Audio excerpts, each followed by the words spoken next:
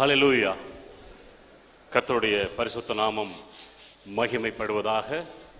தேவாதி தேவனை துதிக்கும்படி, ஸ்தோத்தரிக்கும்படி, அவருடைய வார்த்தைகளை கேட்கும்படி கர்த்தருடைய சமூகத்திலே கூடி வந்திருக்கிற நாம் யாவரும் இந்த ஆராதனைக்காக ஆயத்தப்பட்டு நாம் செபிக்கப் போகிறோம்.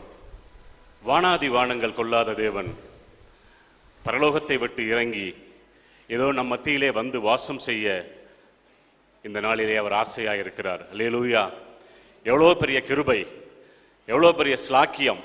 அந்த பெரிய தேவனை நாம் தொழுது கொள்ளும்படி இந்த இடத்திலே நாம் எல்லாம் வந்திருக்கிறோம். ஆகவே அவரை வரவேற்று, ஆண்டவரே, நாங்கள் உம்மை காண விரும்புகிறோம், உம்முடைய வார்த்தைகளை கேட்க விரும்புகிறோம், இதோ நாங்கள் பலிகளை செலுத்தும்படி ஸ்தோத்திரங்களை கொண்டு வந்திருக்கிறோம். நீர் எங்களுக்கு செய்த நன்மைகளுக்கு நாங்கள் எண்ணத்தை செலுத்துவோம். ரட்சிப்பின் பாத்திரத்தை எடுத்துக்கொண்டு நாங்கள் உம்மை தொழுது கொள்வோம் என்ற வார்த்தையின் பிரகாரம் உம்மை நாங்கள் தொழுது கொள்ள வந்திருக்கிறோம் என்று சொல்லி நாம் யாவரும் ஒருமனமாக இந்த ஆராதனைக்காக கண்களை மூடி தலைகளை தாழ்த்தி நாம் ஜெபிப்போம். ஹல்லேலூயா. எனக்கு ஒத்தாசை வரும் பர்வதங்களுக்கு நேராக என் கண்களை ஏறெடுப்பேன். வானத்தையும் பூமியையும் சிருஷ்டித்த கர்த்தரிடத்திலிருந்து எனக்கு ஒத்தாசை வரும் என்று சொன்ன வார்த்தையின் பிரகாரம் 121 சங்கீதத்திலே தாவீது சொன்னது போல, ஆண்டவரே, நீர் எங்களுக்கு இந்த மாதத்தில் ஒத்தாசைகளை அனுப்பின தேவனாய் இருக்கிறீர். நேரடியாக உம்முடைய வார்த்தைகளின் மூலம், வசனத்தின் மூலம், ஆண்டவரே, உம்முடைய ஊழியக்காரர்கள் மூலம் நீர் எங்களுக்கு ஒத்தாசையை அனுப்பி நீர் எங்களை தேற்றி வழிநடத்தின தேவனாய் இருக்கிறீர். ஆண்டவரே, மனுஷர்கள் மூலமாக நீர் எங்களுக்கு ஒத்தாசையை நீர் அனுப்பினீர். ஆண்டவரே, சூழ்நிலைகளை எங்களுக்கு சாதகமாக மாற்றி நீர் எங்களுக்கு ஒத்தாசையை கொடுத்து எங்களை ஆசீர்வதித்தீர். ஆண்டவரே, இதோ நாங்கள் நன்றி உள்ள இருதயத்தோடு உம்முடைய ஆலயத்திலே நாங்கள் வந்து அமர்ந்திருக்கிறோம். கர்த்தாவே, நீங்க வாங்க, உம்மை முகத்தை பார்த்து நாங்கள் உம்மை, ஆண்டவரை, தரிசித்து உமக்கு நாங்கள் நன்றிகளை காணிக்கையாக படைக்கணும். ஆண்டவரே, நாங்கள் இதோ கொண்டு வந்திருக்கிற காணிக்கைகள், ஆண்டவரே, போதாது. ஆண்டவரே, அவ்வளவோ நன்மைகள், அவ்வளவோ எங்களுக்கு வாழ்க்கையில கிருபைகள், ஆசீர்வாதங்களை பொழிந்த தேவன், வானத்தின் பலகணிகளை திறந்து இடங்கொள்ளாமல் போக மட்டும் நீர் எங்களை ஆசீர்வதித்த தேவன். நாங்கள் அள்ளி கொடுக்காவிட்டாலும் இதோ உம்முடைய, ஆண்டவரே, காரியங்களுக்காக நாங்கள் கிள்ளி கொடுக்கும்படி இந்த இடத்துல வந்திருக்கிறோம். எங்களுடைய காணிக்கைகளை கர்த்தர் நீர் ஆசீர்வதிக்கும்படியாய் இதோ நாங்கள் செபிக்கிறோம். ஆண்டவரே, ஏறெடுக்க போகிறோம். துதி ஆராதனை உம்முடைய கரங்களிலே கொடுக்கிறோம். இதோ உம்முடைய தாசர் மூலமாக கர்த்தர் இன்றைக்கு நீர் எங்களுக்கு கொடுக்க விரும்புகிற வார்த்தை இதோ எங்களுக்கு வந்து எங்களுக்கு அது எல்லா விதத்திலும் ஆசீர்வாதமாய் இருக்கும்படியாய் நாங்கள் செபிக்கிறோம். துவக்கம் முதல் முடிவு வரை கர்த்தாவே, இந்த ஆராதனையை நீங்க பொறுப்படுத்திக் கொள்ளுங்க. ஆண்டவரே, உம்முடைய கரங்களிலே நாங்கள் ஒப்புக் கொடுக்கிறோம். துதியையும் கனத்தையும் மகிமையையும் நீர் ஒருவருக்கே செலுத்துகிறோம். இயேசு ரட்சகர் நாமத்தில் இந்த துதி ஆராதனைக்காக நாங்கள் செபிக்கிறோம். ஜீவனுள்ள நல்ல பிதாவே, ஆமென். ஹல்லேலூயா.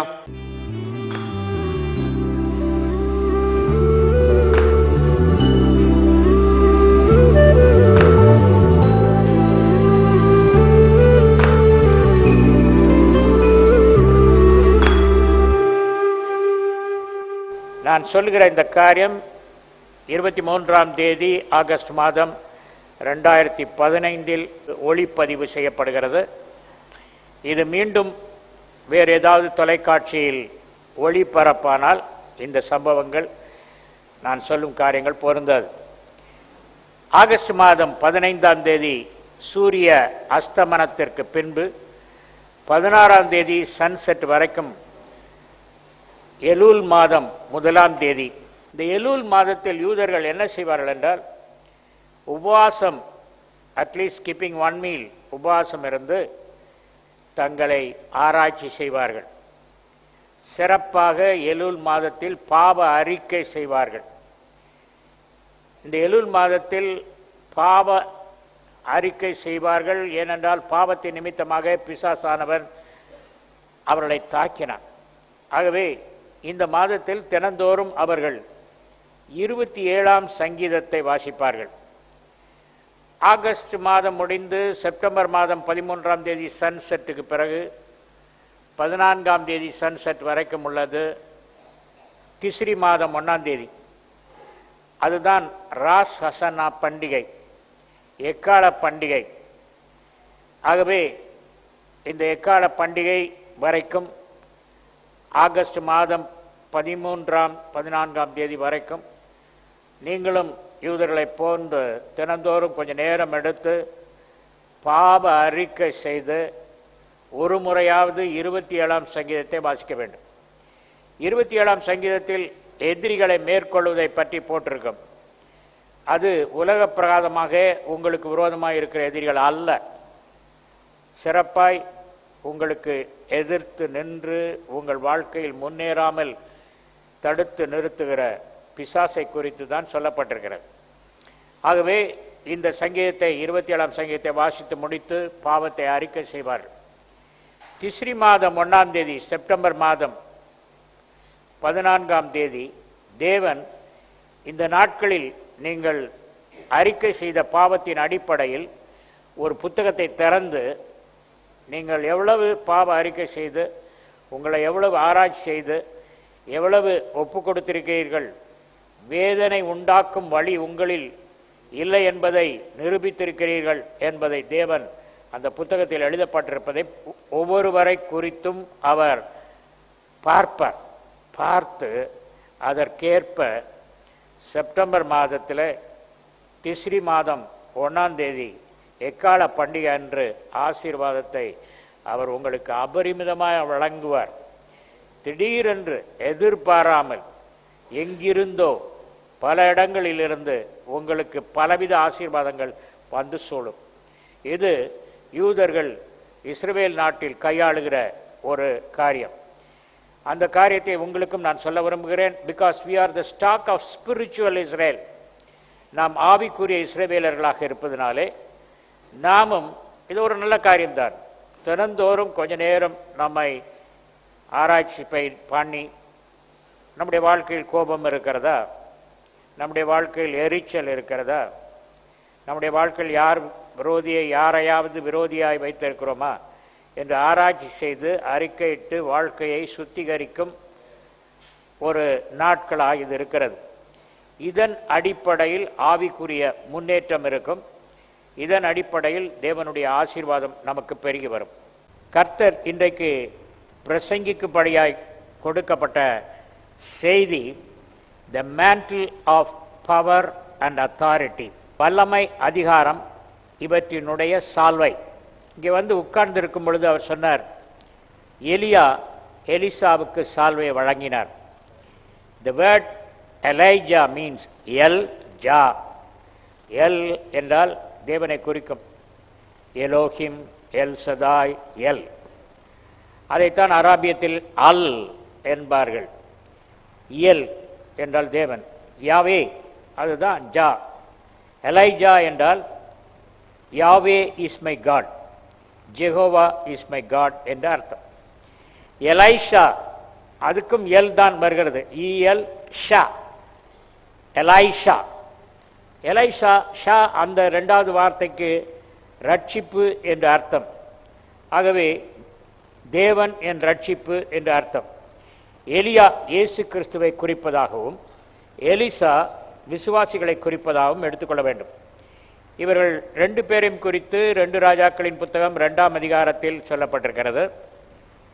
தேவன் என்ன வெளிப்பாடு கொடுத்தார் என்றால், பரலோகம் என்ன சொன்னதென்றால், எலியா எலிசாவுக்கு சால்வை கொடுத்தது போல இந்த நாட்களிலே அசாதாரணமான ஆசீர்வாதத்தை, சால்வையை இயேசு கிறிஸ்து தாகமுள்ள ஒவ்வொருவருக்கும் கொடுக்க இருக்கிறார்.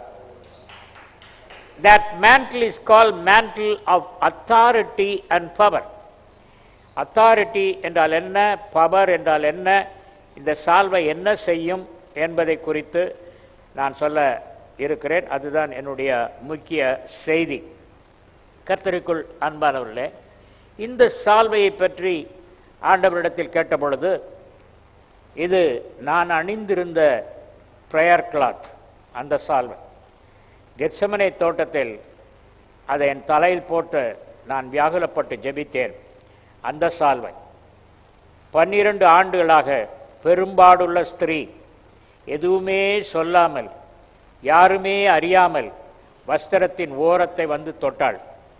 தொட்டவுடன் 12 ஆண்டுகளாய் அவளுக்கு இருந்த அந்த இரத்தப்போக்கு நொடி பொழுதில் நின்று போயிற்று. அதே சால்வை, எந்த சால்வையை அந்த பெண் தொட்டாலோ அதே சால்வையை தேவனால் மல்டிப்ளை பண்ண முடியும். 5 அப்பத்தையும் 2 மீனையும் மல்டிப்ளை பண்ணவர் இந்த சால்வையை மல்டிப்ளை பண்ணி உங்களுக்கு தர இருக்கிறார். அதற்கு what are the conditions? There are 5 conditions that we can learn from the life of Elijah and Elisha. I want to explain that. அந்த கண்டிஷனில் 2 பகுதியாக நான் என்னுடைய பிரசங்கத்தை சொல்ல இருக்கிறேன். அந்த கண்டிஷனில் முதல் பகுதி பார்ப்பில் என்றால் 1 ராஜாக்களின் புத்தகம் 19ஆம் அதிகாரம் 19ஆம் வசனத்திலிருந்து 21ஆம் வசனம் வரைக்கும். The call of எலைஷா. தேவன் எலைஷாவை அழைத்தார். கர்த்தருக்குள் அன்பானவர்களே, என் வாழ்க்கையில் அற்புதங்கள் நடைபெற வேண்டும், எனக்கு பரலோகத்தின் அதிகாரம் வேண்டும், பரலோக ராஜ்யத்தை பூலோகத்துக்கு நான் கொண்டு வர விரும்புகிறேன் என்று தாகமாயிருந்து இந்த எலூல் மாதத்தில் தங்களை ஆயத்தப்படுத்திக் கொள்கிறவர்களுக்கு தேவன் கொடுக்கும் சால்வை. முதலாவதாக இந்த சால்வைக்குரிய ப்ரிப்பரேஷன். கர்த்தருக்குள் அன்பானவர்களே, எலிசா ஏர் உழுது கொண்டிருக்கிறான். அவன் ஆபேல் மெகேலா என்ற ஊரைச் சேர்ந்தவன், சாப்பாத்தின் மகன். எலியா பரலோகத்திலிருந்து வந்த அப்பத்தையும் தண்ணீரையும் குடித்துவிட்டு 40 நாள் ஓரேப் மலைக்கு போகிறான். அங்கே தேவன் அவனுக்கு ஒரு செய்தியை சொல்லுகிறார், யெகூவை ராஜாவாக்கும்படி சொல்கிறார். எலிசாவை அபிஷேகம் பண்ணும்படி அந்த இடத்திலே தேவன் சொல்லுகிறார். இது 1 ராஜாக்களின் புத்தகம் 19ஆம் அதிகாரம் 19 முதல் 21 வரைக்கும் சொல்லப்பட்டிருக்கிறது. பாருங்க, எலியா என்பவர் யாருன்னே எலிசாவுக்கு தெரியாது. Is a stranger. Elijah was a total stranger to Elisha. உங்களுக்கு ஒன்றுமே தெரியாத ஒரு ஆள் உங்களுக்கு ஒரு கட்டளை கொடுத்தா முதல்ல நம்ம என்ன சொல்லுவோம்? நீ யாரியா, இப்படி சொல்கிறதுக்கு உனக்கு சொன்னது யார்? நீ என்ன சொல்கிற? சின்ன காரியமாக சொல்கிற? வீட்டை விட்டுட்டு வயலை உள்றதை விட்டுட்டு காளையை கொன்று அதை நல்லா பீஸ் போட்டு ஏற வச்சு அதை சமைச்சு எல்லாருக்கும் கொடுத்துட்டு அப்பா அம்மா முத்தம் கொடுத்துட்டு என் கூட வா. இது யார் சொல்கிறது? எ ஸ்ட்ரேஞ்சர். எலிசாவுக்கு அறிமுகம் இல்லாத ஒருவர். தேவன் எலியாவுக்கு சொல்லுகிறார், 2 காரியத்தை சொல்றார். நீ போக வேண்டியது ஆபேல் மெகாலா ஊர். அந்த ஊருக்கு போறார். ஊருக்கு போன உடனே எலியாவுக்கும் எலிசாவை பற்றி தெரியாது. ஆனால் தேவன் தான் சொன்னார் ஊர், எந்த ஊரில் இருக்காருன்னு சொன்னார். அடுத்தபடி அவங்க அப்பா பேர் சொன்னார், அவன் சாப்பாத்தின் குமாரன் அப்படின்னு சொன்னார். There are only 2 information about Elisha to Elijah. இந்த 2 இன்ஃபர்மேஷனை வச்சுட்டு நீ போய் கண்டுபிடிச்சி இது பண்ணு. அந்த 2 இன்ஃபர்மேஷனை ஆபேல் மெகாலா ஊருக்கு சாப்பாத்தின் மகன் யார் என்று விசாரித்து எலிசாவை கண்டுபிடித்த பொழுது அவர் ஏர் உழுது கொண்டிருக்கிறார். அந்த வேளையிலே அவரை தேவன் அழைக்கிறார். இது 1 ராஜாக்களின் புத்தகம் 19ஆம் அதிகாரம் 19 முதல் 21 வரைக்கும் சொல்லப்பட்டது. அப்படியே அவன் அவ்விடம் விட்டு புறப்பட்டு போய் 12 ஏர்பூட்டி உழுத சாப்பாத்தின் குமாரனாகி எலிசாவை கண்டான். அவன் 12ஆம் ஏரை ஓட்டிக் கொண்டிருந்தான். எலியா அவன் இருக்கும் இடம் மட்டும் போய் அவன் மேல் தன் சால்வையை போட்டான். அப்பொழுது அவன் மாடுகளை விட்டு எலியாவின் பிறகே ஓடி, நான் என் தகப்பனையும் என் தாயையும் முத்தம் செய்ய உத்தரவு கொடும், அதற்கு பின் உம்மை பின்தொடர்வேன் என்றான். அதற்கு அவன், போய் திரும்பி வா, நான் உனக்கு செய்ததை நினைத்துக்கொள் என்றான். அப்பொழுது அவன் இவனை விட்டு போய் ஏர் மாடுகளை பிடித்து அடித்து ஏரின் மரமூட்டுகளால் அவைகளின் இறைச்சியை சமைத்து ஜனங்களுக்கு கொடுத்தான். அவர்கள் சாப்பிட்ட பிற்பாடு அவன் எழுந்து எலியாவுக்கு பின் சென்று அவனுக்கு ஊழியம் செய்தான். கர்த்தருக்குள் அன்பானவர்களே, இந்த இயேசு கிறிஸ்துவின் சால்வையை பெற்றுக்கொள்வதற்கான ஃபர்ஸ்ட் கண்டிஷன் என்னவென்றால், you have to instant obedience. நீங்கள் நம்பி இருக்கிற காரியம், உங்கள் வாழ்க்கைக்கு நம்பி இருக்கிற காரியத்தை அப்படியே ஒப்பு கொடுத்து விட வேண்டும். எலிசா நம்பி இருந்தது அவனுடைய அவனுடைய காளை மாடுகள். அழைப்பு வந்தவுடன் அப்பொழுதும் ஒரு சால்வை போடுகிறான். எலியா அந்த நேரத்தில் ஒரு சால்வை ஆரம்பத்தில் போட்டுவிட்டு தான் சொல்லுகிறார், that is the calling, that's the initial appointment. அழைப்பின் சால்வை, இது அழைப்பின் சால்வை, த மேண்டில் ஆஃப் காலிங். அந்த அழைப்பின் சால்வை வந்தவுடனே எல்லாவற்றையும் விட்டுவிட்டு அவர் அதையெல்லாம் கொளுத்திட்டார், ரிசோர்ஸஸ் வைக்கல. சீசர்களை பார்த்து இயேசு கிறிஸ்து சொன்னார், உங்களை மனிதரை பிடிக்கிறவராக்குறேன் என்று சொன்ன உடனே அவங்க என்ன செய்தாங்க தெரியுமா? அந்த வலையெல்லாம் தூக்கி லாஃப்டில் போட்டாங்க. என்னைக்காவது ஒரு நாள் இவர் நம்மளை கை விட்டுருவார் அல்லது செத்து போயிடுவார். அப்போ நம்ம என்ன செய்யறது? அவர்கள் வலைகளை எரிக்கவில்லை. they were depending upon a leftover net. ஒரு வலையை வைத்து விட்டிருந்தார்கள். அதனால தான் ஒரு காலகட்டத்தில் இயேசு கிறிஸ்து மரித்த சமயத்தில் மீன் பிடிக்க போவோம் வாருங்கள்னு எல்லாரும் தங்கள் தங்கள் வலையை லாப்டிலிருந்து எடுத்துட்டு 7 பேர் புறப்பட்டுட்டாங்க. So it was a partial commitment. கர்த்தருக்குள் அன்பானவர்களே, ஆண்டவர் என் குரலில் என் மூலம் உங்களுக்கு சொல்வது, அந்த 12 ஆண்டுகள் பெரும்பாடுள்ள ஸ்ரீ இயேசுவின் வஸ்திரத்தை தொட்டது போல அதே சால்வையை ஆண்டவர் உங்களுக்கு கொடுக்க இருக்கிறார். அந்த சால்வையை நீங்கள் பெற்றுக்கொள்வீர்கள் என்றால் நீங்கள் மற்ற எதையும் டிபெண்ட் பண்ணக்கூடாது.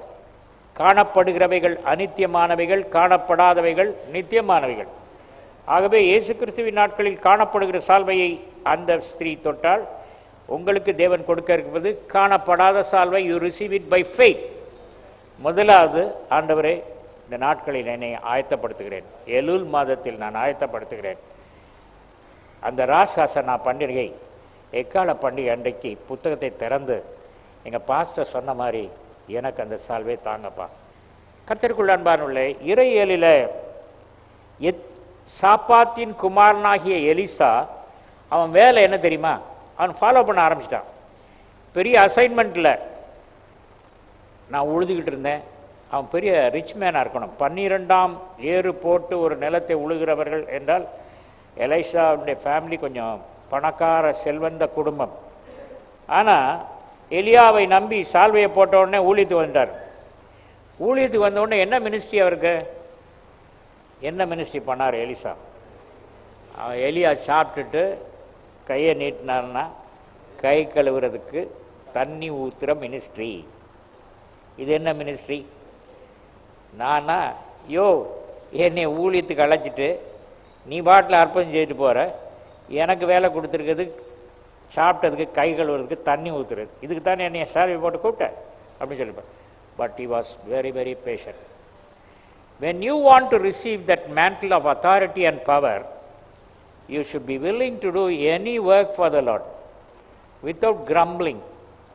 When you are confirmed, when you get yourself confirmed, this is what God wants me.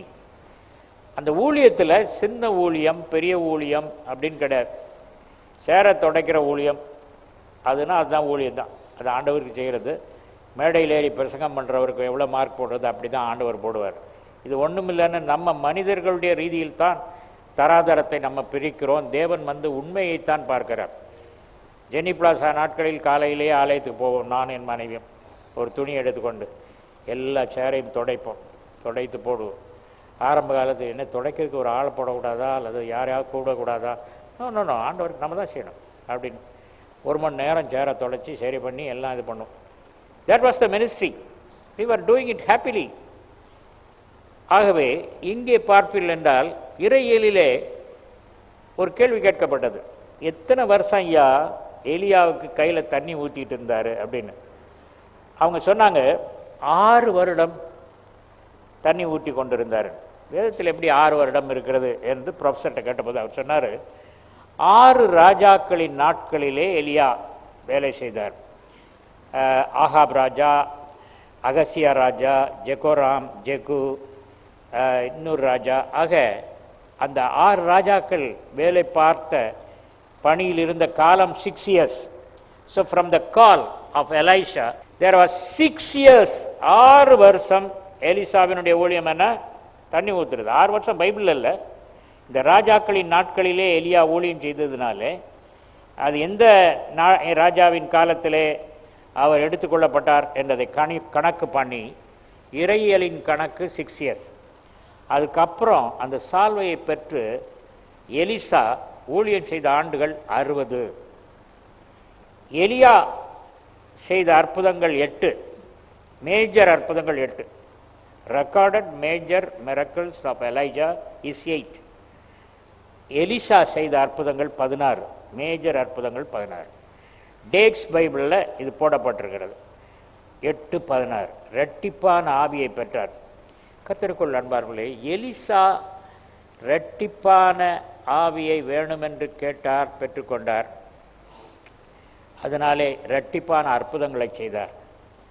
ஆனால் உங்களுக்கு கிடைக்கப் போகிற சால்வை எப்படிப்பட்ட சால்வை? யாருடைய சால்வை? இயேசு கிறிஸ்துவின் சால்வை.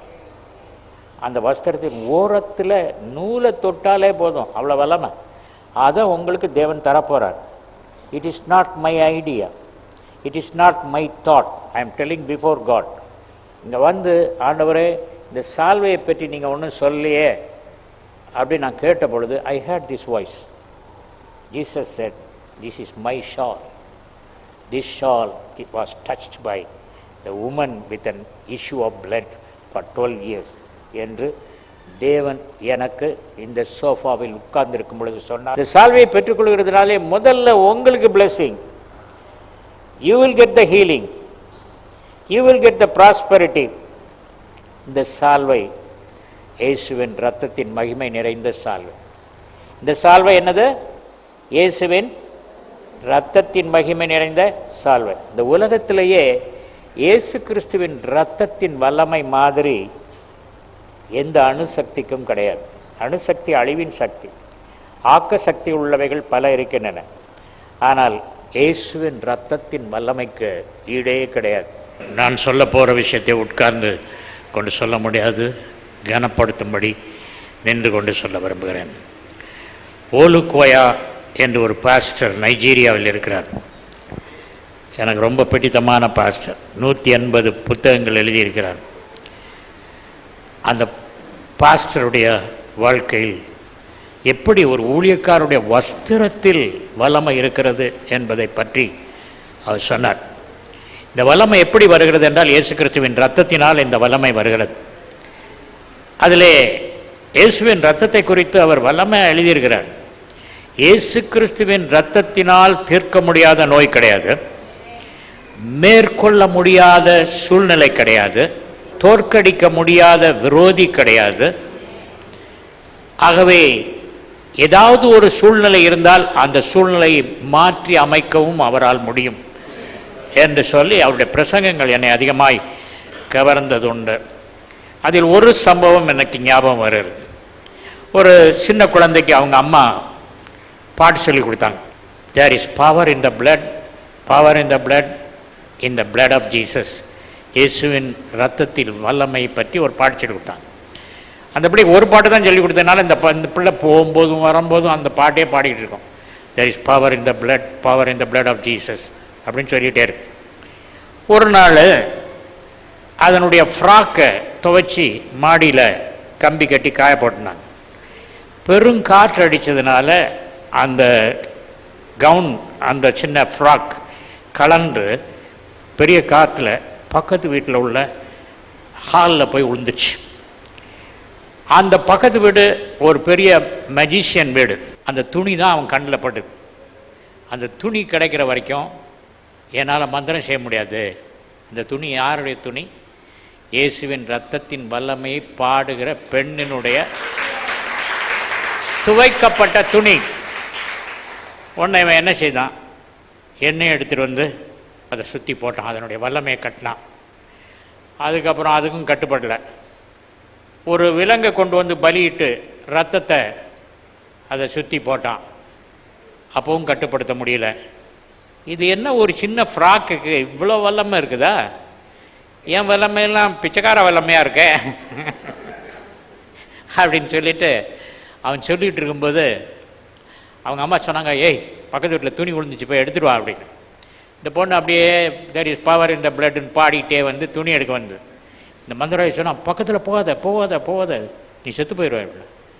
அதுக்கு விளங்கவே இல்லை. ஏன் சட்டையை நான் எடுத்தா நான் ஏன் செத்து போகிறேன் அப்படின்னு அசால்ட்டாக போய் சட்டையை எடுத்துகிட்டு அது பாட்டில் போச்சு. அன்றைக்கி முழுதும் மந்திரம் கேட்க எவனுமே அவர்கிட்ட வரல. உடனே அவனுக்கு தெரிஞ்சுது, இந்த சட்டையிலே இவ்வளோ வல்லமை இருக்குன்னா அது எந்த வல்லமை அப்படின்னு சொல்லிட்டு, அந்த வல்லமை நான் கையாளுற வல்லமையோட பெரிய வல்லமை அப்படின்னு சொல்லலாம். இயேசுவின் இரத்தத்தை பற்றி பாடுகிறவர்களுடைய சட்டையில் வல்லமை இருக்கிறதில்லை. அப்படி என்றால் இயேசு கிறிஸ்து அணிந்த சால்வையில் எவ்வளவு வல்லமை இருக்கும் என்று யோசித்துப்பார். கர்த்தருக்குள் அன்பானவர்களே, அப்போஸ்தலர் நடவடிக்கைகளின் புத்தகம் 19ஆம் அதிகாரம் 12ஆம் வசனம். அவனுடைய சரீரத்திலிருந்து உருமால்களையும் கச்சைகளையும் கொண்டு வந்து வியாதிக்காரர் மேல் போட வியாதிகள் அவர்களை விட்டு நீங்கி போயின, பொல்லாத ஆவிகளும் அவர்களை விட்டு புறப்பட்டன. அப்போஸ்தலனாகிய பவுலை பற்றி சொல்லியிருக்கு. இதுக்கு முந்தின வசனத்தில் the Lord did special miracles through the hands of Paul. அது வாசிங்க. பவுலின் கைகளினாலே தேவன் விசேஷித்த அற்புதங்களை செய்தருளினார். அப்போஸ்தலன் பால் டென்ட் மேக்கர், கூடாரம் செய்கிறவர். தரையில் உட்காரணும், எந்திரிக்கணும், நூல் வச்சு தைக்கணும். அப்போ அவர் என்ன செய்யிருப்பார்னா, தலையில் ஒரு துணி கட்டியிருப்பார். அதுக்கு பேர் ஸ்வெட் பேண்ட். வேர்வை வடியாமல் இருக்கிறதுக்கு, வேர்வை எடுக்கிறதுக்கு ஒரு பேண்ட் கட்டியிருப்பார். அவர் சரீரத்திலிருந்து வெளிப்பட்ட வேர்வையின் துணி, அவர் பயன்படுத்துகிற மற்ற கைக்குட்டை, இந்த கைக்குட்டையும் வேர்வை துணியும் உருமால்களையும் கச்சைகளையும் அது போட்ட பொழுது வியாதியஸ்தர்கள் சுத்தமானார்கள். ஒன்றும் செய்யலை. when it touched people got healed அப்படின்னு ஆண்டவர் சொன்னார். 3.5 ஆண்டுகள் நான் என்னின் மேல் போட்டு கொண்டிருந்த அந்த வஸ்திரம், அந்த வஸ்திரத்தை நான் உங்களுக்கு தரும் பொழுது, அதை நீங்கள் பெற்றுக்கொள்ளும் பொழுது எப்படி இருக்கும் பாருங்கள். நெவில் ஜான்சன் சொன்னார், இந்த மந்த் ஆஃப் செப்டம்பர், வர மாதத்தில் பரலோகத்திலிருந்து பெரிய வல்லமை கொடுக்கப்படுகிறது என்று சொன்னார். இந்த நம்ம சீக்கிரத்தில் யூதர்களின் அடுத்த ஆண்டுக்கு போகிறோம். அந்த ஆண்டு முக்கியமான ஆண்டு. இந்த வர்ற செப்டம்பர் மாதத்தில் லாஸ்ட் ரெட் மூன், சிவப்பு சந்திரன் கிரணம் உண்டாக இருக்கிறது செப்டம்பர் மாதத்தில். கர்த்தருக்குள் அன்பார்களே, ரொம்ப முக்கியமான காலகட்டத்துக்குள் நாம் பிரவேசித்து கொண்டிருக்கிறோம். தேவன் பெரிய வல்லமை நமக்கு செய்ய விரும்புகிறார்.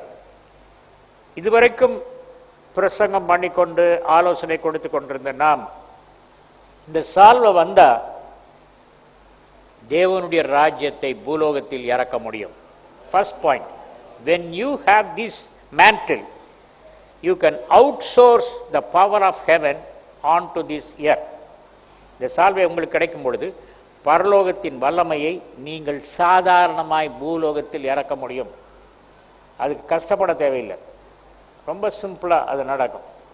1 கொரிந்தியர் 4ஆம் அதிகாரம் 20ஆம் வசனம். தேவனுடைய ராஜ்யம் பேச்சிலே அல்ல, பலத்திலே உண்டாயிருக்கிறது. தேவனுடைய ராஜ்யம் பேச்சிலே அல்ல. So far we have been giving sermons and sermons and sermons. We have not done works. We have done works. We have not done works in the marketplaces. சந்தை வெளிகளிலும் மற்ற இடங்களிலும் போய் ஒர்க் பண்ணலை. ஆனால் தேவனுடைய ராஜ்யம் பேச்சில் அல்ல. It's not simply by talking. Churches, pastors spend a lot of time in talking. இனி they are going to manifest the power of God. தேவனுடைய ராஜ்யம் பேச்சிலே அல்ல, பலத்திலே. அந்த பலம், இப்போ இந்த அதிகாரத்துக்கும் வல்லமைக்கும் உள்ள வித்தியாசத்தை சொல்ல விரும்புகிறது. புரிஞ்சுக்கொள்ளணும். இந்த மேண்டில், ஜீசஸினுடைய mantle, it has got authority, it has got power. Authority comes from the word of God. ரட்சிக்கப்பட்ட உடனேயே we are eligible for authority. என்னைக்கு ரட்சிக்கப்பட்டோமோ அன்னைக்கே அதிகாரத்துக்கு நாம் உரிமையாளர்களாக மாறுகிறோம்.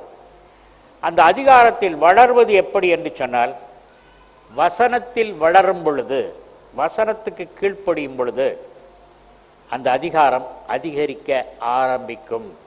That is authority. The mantle of power and authority. What is authority? Authority comes from the word of God.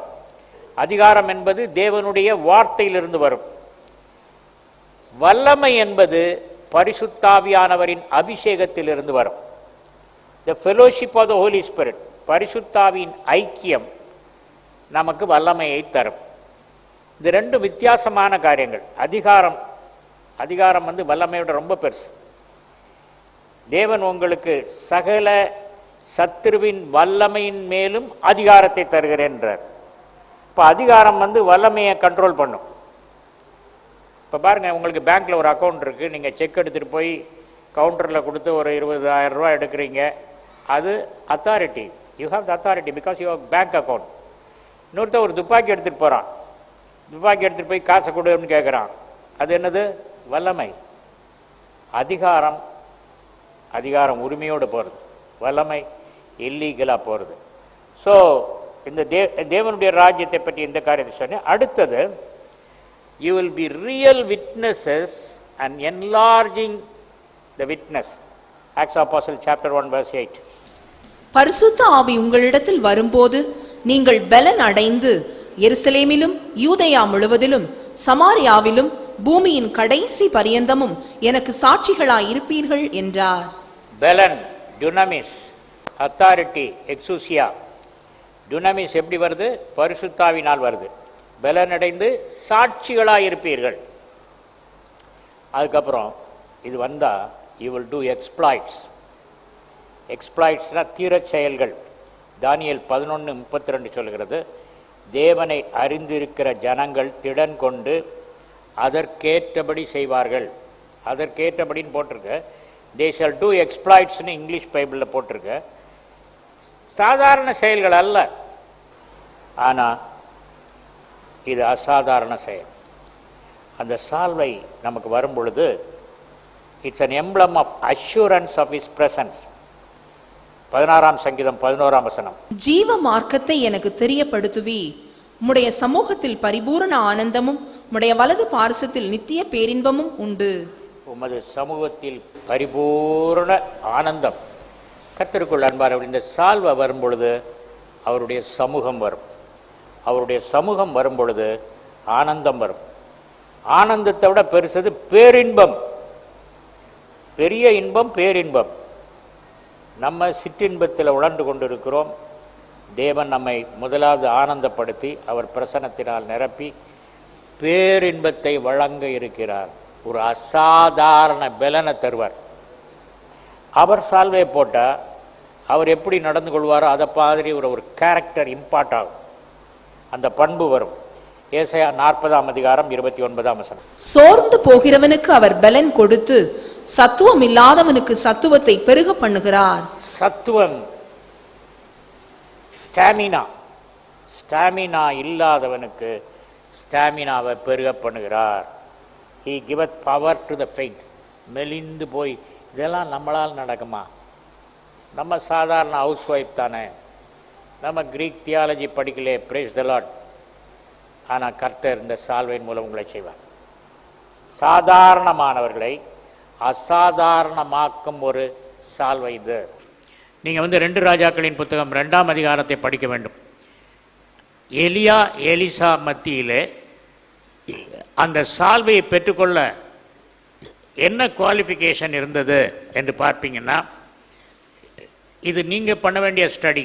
Number 1, consistent walk with Elijah. எலியா சொல்கிறான், நான் கில்காலுக்கு போகிறேன் அப்படின்றான். அப்போ நீ இங்கே இரு, நீ வர வேண்டாம் அப்படின்றான். அப்போ எலிஷா சொல்கிறான், ஐயா அப்படி சொல்லவே சொல்லாதங்க, நான் கட்டாயம் அவங்க கூட தான் வருவேன் அப்படின்னு சொல்லி அவங்க கூட புறப்பட்டு போகிறத பார்க்குறோம். இந்த காலத்தில் எஜமான் போகிறாருன்னா வேலைக்காரனுக்கு சந்தோஷம். போயிட்டு வாங்கய்யா, மெதுவாக வாங்கய்யா, கவலை இல்லை, நான் பார்த்துக்கிறேன் அப்படின்னு நல்லா என்ஜாய் பண்ணுவான். இல்லை ஐயா அவங்க கூட வரனேன்னு சொல்லக்கூடிய, எதுக்கு போகிறான்? கை கழுவுதுக்கு, பெரிய ஒன்றும் வேலைக்கு இல்லை. அதனால் கன்சிஸ்டன்ட் வாக், அதாவது இடைவெளி விடாமல் தொடர்ந்து நடத்த. நீங்கள் இந்த பேசேஜை வாசித்து பாருங்கள். 2 பேரும் கரையை கடந்தார்கள், 2 பேரும் நின்றார்கள், 2 பேரும் புறப்பட்டு போனார்கள். எலியா நின்னா, எலிசா நின்றார். எலிசா கடந்தா, அவரும் கிடக்கிறார். பார்த்தீங்கன்னா 2 பேரும் பிரியாத சயாமிஸ் ட்வின்ஸ்ன்னு சொல்லுவாங்க. அது மாதிரி 2 பேரும் ஒன்றா போயிட்டே இருக்காங்க. Consistent walk. அடுத்தது confident knowledge about the master. எஜமானை பற்றிய நல்ல அறிவு. அவன் சொல்கிறான், உங்கள் எஜமானை எடுத்துக்கொள்ள போகிறார் தெரியுமாப்பா உனக்கு அப்படின்னு. அப்படியா, எஜமான் எடுத்துக்கொள்ள போகிறாரா? அப்போ எஜமான் போயிட போகிறாரா? It was not a surprise news for him. தெரியும் ஐயா, எனக்கு எல்லாம் தெரியும், உங்களோட நிறையா தெரியும். Confident knowledge, consistent walk, confident knowledge. எஜமானை பற்றி நமக்கு தெரிஞ்சிருக்கணும். எஜமானை பற்றி தெரிஞ்சால் தான், வேலைக்காரனுக்கு எஜமானை பற்றி தெரியாது, என்ன நினைக்கிறான்னு தெரியாது. எஜமான் ஒன்று சொல்லுவார், வேலைக்காரன் ஒன்று செய்வான். ஏன்னா ஈ கேனாட் அண்டர்ஸ்டாண்ட். ஆனால் இயேசு கிறிஸ்து ஒரு காலகட்டத்தில் ஊழியக்காரர்களாக இருந்த சீடர்களை பார்த்து உங்களை சிநேகிதரே என்று அழைக்கிறார். சிநேகிதனுக்கு எல்லாம் தெரியும். எது இவனுக்கு பிடிக்கும், எது இவனுக்கு பிடிக்காது, எப்படி சொன்னால் கோவப்படுவான், எப்படி சொன்னால் மகிழ்ச்சி அடைவான், எல்லாம் தெரியும். ஸோ அதில் பார்த்தீங்கன்னா confident knowledge about the master. எனக்கு தெரியும்ப்பா, சும்மா இருக்கு அப்படின்னா. அதுக்கப்புறம் காஸ்ட்லி டிசைர், பெரிய ஆசை. சாட்சி சொல்லும்போது என்னையும் ஒரு சிறிய மெழுகுவத்தியாக இந்த மூலையில் கொண்டு வச்சு இந்த 2 வார்த்தை சொல்ல செய்த கர்த்தருக்கு ஸ்தோத்திரம் கிடையாது. நீங்கள்லாம் ஒரு மெழுகுவத்தியாக போய் நிற்கக்கூடாது. நீங்கள்லாம் ஒரு சூரியனைப் போல பிரகாசம் உள்ளவர்களாக இருக்க வேண்டும். ஆகவே காஸ்ட்லி டிசைர், வாழ்க்கையில் எருசலேமிலும் யூதேயாவிலும் சமாரியாவிலும் அட்டர்மோஸ்ட் பார்ட் ஆஃப் த வேர்ல்ட் போகணும் அப்படின்னு இருக்கணும். உங்களுடைய ஆசை எவ்வளவு பெரிதாக இருக்கிறதோ அவ்வளவுக்கு தான் நீங்கள் வளர முடியும். அதுக்கப்புறம் காஸ்ட்லி டிசைருக்கு அப்புறம் கேர்ஃபுல் வாட்ச், கவனமாய் பார்க்கணும். அவன் சொல்கிறான், ரெட்டிப்பான ஆவி எனக்கு வேணும் அப்படின்னு சொன்னபோது எலியா என்ன சொல்கிறான், நான் எப்போ எடுத்துக்கொள்ளப்படுவேனோ சொல்ல தெரியாது. Maybe midnight 2 o'clock or early morning 5 o'clock. I won't tell you. I may not know. ஆனால் நான் எடுத்துக்கொள்ளும் பொழுது உன் கண்கள் என்மேல் பதிந்திருந்தால், நீ என்னை பார்த்தால், அப்பொழுது அந்த இரட்டிப்பான ஆசீர்வாதம் கிடைக்கும் என்று சொல்கிறார். காஸ்ட்லி டிசைர் மாத்திரம் இருந்தால் போதாது. You have to pay the price for the costly desire. உயர்ந்த ஆசைக்கு தேவன் என்ன சொல்கிறாரு, நீ என்ன செய்யணும், நீ என்னையே பார்த்துருக்கணும். ராத்திரிலாம் தூங்கியிருப்பான்னு நினைக்கிறீங்களா? 6 வருஷம் வேலை பார்த்தாச்சு, கை கழுவு தண்ணி ஊற்றியாச்சு, இப்போ ஒரு பெரிய ப்ரொமோஷன் கிடைக்க போகுது. அதை மிஸ் பண்ணிட்டா, இவன் போய் தூங்க போயிட்டான்னா, அவர் தூக்கத்தில் தூங்கிட்டு இருக்கும்போது போயிட்டாருன்னா அவ்வளோதான், ஃபினிஷ்ட். 6 வருஷம் ஊழியம் அவுட் ஆயிரும். அதனால் நீ போய் தூங்கு அப்படின்னு சொல்லியிருப்பார் எலியா. எலிசா, இல்லையா நான் இங்கேயே உட்காந்து தரையில் உட்காந்து உங்களையே பார்த்துட்ருக்கேன் அப்படின்னு சொல்லியிருப்பான். It's not recorded. ஆனால் அவனுக்கு கிடைத்தது, அவர் எடுத்து கொள்ளப்படும் போது பார்த்தேன். அதுக்கப்புறம் அவன் என்ன செய்யான், இஸ் ப்ரிப்பேரிங். அந்த சால்வை கிடைச்ச உடனே, கிடைச்ச மறு வினாடி அந்த சால்வை வைத்து யோர்தான் நதியை அடிக்கிறான். யோர்தான் நதி பிளக்கிறது. நதியை பிளக்கும் ஆற்றல் நிறைந்த சால்வை எலியாவின் சால்வை. வானத்தை அடைக்கும் ஆற்றல் நிறைந்த எலியா. தீர்க்க தரிசன பாடசாலைக்கு டீச்சராக இருந்தார், பிரின்சிபலாக இருந்தார். என்றாலும் நம்மை போல பாடுள்ள மனுஷன்னு யாக்கோபு சொல்கிறார். ஏன்னா எலியாவை ரொம்ப தூக்கி பெடஸ்டலில் ஐவரி டவரில் வச்சிடக்கூடாது அப்படின்னு நம்ம போல பாடுள்ள மனுஷன். அதனால் இந்த இயேசுவின் சால்வை எனக்கு கிடைக்குமா? அதுதான் சொல்லியிருக்கார், நம்ம போல பாடுள்ள மனுஷன். அதனால் யாரும் இது கிடைக்குமா, நமக்கு கிடைக்காது அப்படின்னு நினைக்காதுங்க. இந்த மாதத்தில் ஆயத்தப்படுங்க. The Lord will give that shawl. It is His promise. This message is a prophetic message. அப்போஸ்தலர் நடபடிகள் 1 அதிகாரம் 8 வசனம் இப்படியாக சொல்லுகிறது, பரிசுத்த ஆவியானவர் உங்களிடத்திலே வரும்பொழுது நீங்கள் பலனடைந்து எருசலேமிலும் யூதேயா முழுவதிலும் சமாரியாவிலும் பூமியின் கடைசி பரியந்தமும் எனக்காய் சாட்சிகளாய் இருப்பீர்கள் என்று தேவன் சொல்லுகிறார். பரிசுத்த ஆவியானவர் வரும் பொழுது, அவருடைய பலன் நமக்குள் இருக்கும் பொழுது, அவருக்காய் நாம் பலத்த காரியங்களை செய்ய முடியும். இதைத்தான் இயேசு கிறிஸ்துவும் செய்தார். அப்போஸ்தலர் 10:38 நாம் பார்க்கிறோம், நசரேயனாகிய இயேசுவை தேவன் பரிசுத்த ஆவியினாலும் வல்லமையாலும் அபிஷேகம் செய்தார். ஆதலால் தான் அவருடைய வஸ்திரத்தில் இருந்து கூட வல்லமை புறப்பட்டு ஜனங்களை குணமாக்கியது. இந்த நாளிலே நாம் ஆராதனை செய்யும் பொழுது அதே வல்லமை நம் மத்தியிலே கடந்து வரும், அதே அபிஷேகம் நமக்குள்ளாக கடந்து வரும், அதே அக்கினி நமக்குள்ளாக இறங்கி வரும். ஹல்லேலூயா. நாம் எல்லோருமாய் ஒருவரும் சும்மா இல்லாதபடிக்கு தேவனை நோக்கி ஆராதிக்க போகிறோம். ஆவியானவரே, என் மத்தியில் வருவீராக, என்னை அக்கினியாய் மாற்றுவீராக. Send your fire God. முது அபிஷேகத்தை எனக்குள் ஊற்றுவீராக, முது அக்கினியை எனக்குள் ஊற்றுவீராக. அப்படியாய் பெந்தகோஸ்தே நாளிலே எல்லாரும் 120 பேரும் மேல் மாடி அறையிலே கூடி ஜெபித்த பொழுது அவர்கள் ஒரு காரியத்தை தங்கள் கண்களால் கண்டார்கள். பரிசுத்த ஆவியானவர் அக்கினிமயமான நாவாக பிரிக்கப்பட்டு அவர்கள் மத்தியில் இறங்கியதை கண்டார்கள். அதே காரியம் இந்த நாளிலே நம் மத்தியிலே நடக்க போகிறது. எத்தனை பேர் விசுவாசிக்கிறீங்க? நான் ஆராதிக்கும் பொழுது அந்த அக்கினி எனக்குள்ளாய் இறங்கும், நான் ஆராதிக்கும் பொழுது அந்த வல்லமை எனக்குள்ளாய் இறங்கும். இதோ நான் கேட்டபடியாக இயேசுவின் சால்வை என் மேல் விழும். ஹல்லேலூயா. Thank you Jesus. Hallelujah. ஆவியானவரே,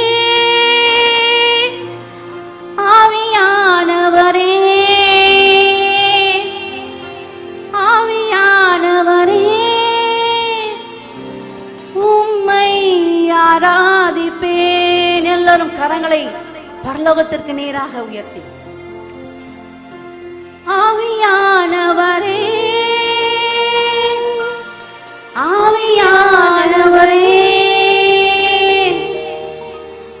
ஆவியானவரே, உம்மை ஆராதிப்பேன்.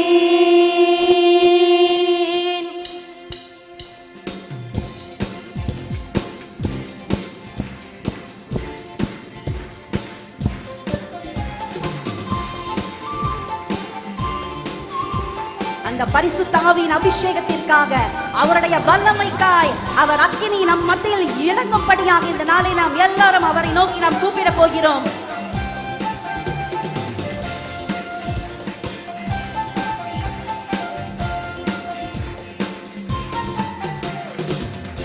ஆவியானவரே, ஆவியானவரே, ஆவியானவரே, உம்மை ஆராதிப்பேன். எல்லாருமா ஆவியானவரே, ஆவியானவரே, ஆவியானவரே, உம்மை ஆராதிப்பேன். ஆவியானவரே, ஆவியானவரே, ஆவியானவரே, உம்மை ஆராதிப்பேன். One more time. ஆவியானவரே, ஆவியானவரே, ஆவியானவரே, உம்மை ஆராதிப்பேன். உம் அன்பை பாடுவேன், உம் நாமம் துதிப்பேன், உம் சேவை செய்யுவேன், உம்மை உயர்த்துவேன். உம் அன்பை பாடுவேன், உம் நாமம் துதிப்பேன், உம் சேவை செய்யுவேன், உம்மை உயர். ஆவியானவரே, ஆவியானவரே, ஆவியானவரே, ஆவியானவரே, உம்மை ஆராதிப்பேன். ஆவியானவரே, ஆவியானவரே, ஆவியானவரே, உம்மை ஆராதிப்பேன்.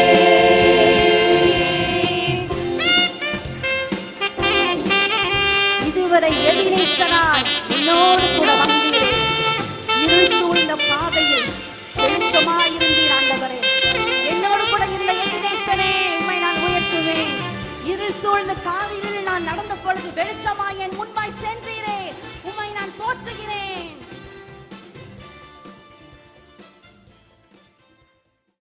இயேசுவே வழி சத்தியம் ஜீவன், இயேசுவே ஒளி நித்தியம் தேவன். இயேசுவே வழி சத்தியம் ஜீவன், இயேசுவே ஒளி நித்தியம் தேவன். இயேசுவே வழி சத்தியம் ஜீவன், இயேசுவே ஒளி நித்தியம் தேவன். இயேசுவே வழி சத்தியம் ஜீவன், இயேசுவே ஒளி நித்தியம் தேவன். அவரே என் மெய்ப்பனாய் இருக்கிறார். என்னை தம்முடைய தமையனாக கொண்டார். என் நல்ல நண்பனாக வந்தார். அவர் என் தலைவனாய் இருந்தார். மேகங்களிலே அவர் ஒரு நாள் கட்டாயம் வருவார். அப்பொழுது என்னை அழைத்து செல்லுவார். எத்தனை பேர் சந்தோஷமாய் இருக்கிறீங்க? இயேசு கிறிஸ்து தமது வருகையில் வரும் பொழுது என்னை அழைத்து செல்லுவார் என்று சொல்லுபவர்கள் இந்த நாள் அப்படி நீங்கள் விசுவாசிக்கிறீர்கள். இந்த நாள்ல நாம் சந்தோஷமாய் கைகளை தட்டி பாடுவோமா? மீட்பனாக காத்தார், என்னை தமையனாக வந்தார். என் நண்பனாக வந்தார், என் தலைவனாக நின்றார். என் மீட்பனாக காத்தார், என் தமையனாக கொண்டார். என் நண்பனாக வந்தார், என் தலைவனாக நின்றார். மேகங்கள் மீது போனார், மனவாளனாக வருவார். மேகங்கள் மீதில் ஓனார், மனவாளனாக வருவார். என்னை அழைத்துக் கொள்வார், வானில் கொண்டு செல்வார். எல்லாம் சந்தோஷமாய் என்னை அழைத்துக் கொள்வார், வானில் கொண்டு செல்வார். இயேசுவே வழி சத்தியம் ஜீவன், இயேசுவே ஒளி நித்தியம் தேவன். இயேசுவே வழி சத்தியம் ஜீவன், இயேசுவே ஒளி நித்தியம் தேவன். இயேசுவே வழி சத்தியம் ஜீவன், இயேசுவே ஒளி நித்தியம் தேவன். இயேசுவே வழி சத்தியம் ஜீவன், இயேசுவே ஒளி நித்தியம் தேவன். எல்லோரும் எழுந்திருப்போமா? புது வாழ்வு எனக்கு தந்தார், சமாதானம் நிறைமை அளித்தார். பாவங்கள் யாவும் மன்னித்தார், பாவங்கள் யாவும் தொலைத்தார். புது வாழ்வு எனக்கு புது வாழ்வு தந்தார், என் இதயத்தில் சமாதானத்தை தந்தார். பாவங்கள் எல்லாவற்றையும் மன்னித்தார், என் சாபங்களை எல்லாம் நீக்கினார். எனக்காய் மரித்தார், இரத்தத்தை சிந்தினார். நம்முடைய உதிரத்தை எனக்காய் சிந்தி என்னை மீட்டுக் கொண்டார். மூன்றாம் நாளில் உயிர்த்தார், உன்னதத்தில் அமர்ந்தார். மூன்றாம் நாளில் உயிர்த்தார், உன்னதத்தில் அமர்ந்தார். இயேசுவே வழி சத்தியம் ஜீவன், இயேசுவே வழி நித்தியம் தேவன். இயேசுவே வழி சத்தியம் ஜீவன், இயேசுவே ஒளி நித்தியம் தேவன். இயேசுவே வழி சத்தியம் ஜீவன், இயேசுவே ஒளி நித்தியம் தேவன். இயேசுவே வழி சத்தியம் ஜீவன், இயேசுவே ஒளி நித்திய தேவன். நல்மேய்ப்பனாக காத்தார், என்னை தமையனாக கொண்டார். என் நண்பனாக வந்தார், என் தலைவனாக நின்றார். என் மேய்ப்பனாக காத்தார், என்னை தமையனாக கொண்டார். என் நண்பனாக வந்தார், என் தலைவனாக நின்றார். மேலாள் மீதில் ஓனாள், மனவாளனாக வருவார். மேகங்கள் மீதில் ஓனாள், மனவாளனாக வருவார். என்னை அழைத்துக் கொள்வார், வானில் கொண்டு செல்வார். சந்தோஷமாக என்னை அழைத்துக் கொள்வார், வானில் கொண்டு செல்வார். இயேசுவே வழி சத்தியம் ஜீவன், இயேசுவே ஒளி நித்தியம் தேவன். இயேசுவே வழி சத்தியம் ஜீவன், இயேசுவே ஒளி நித்தியம் தேவன். இயேசுவே வழி சத்தியம் ஜீவன், இயேசுவே ஒளி நித்தியம் தேவன். இயேசுவே வழி சத்தியம் ஜீவன், இயேசுவே ஒளி நித்தியம் தேவன். எல்லோரும் கரங்களை தட்டி ஆண்டவருக்கு நன்றி செலுத்தி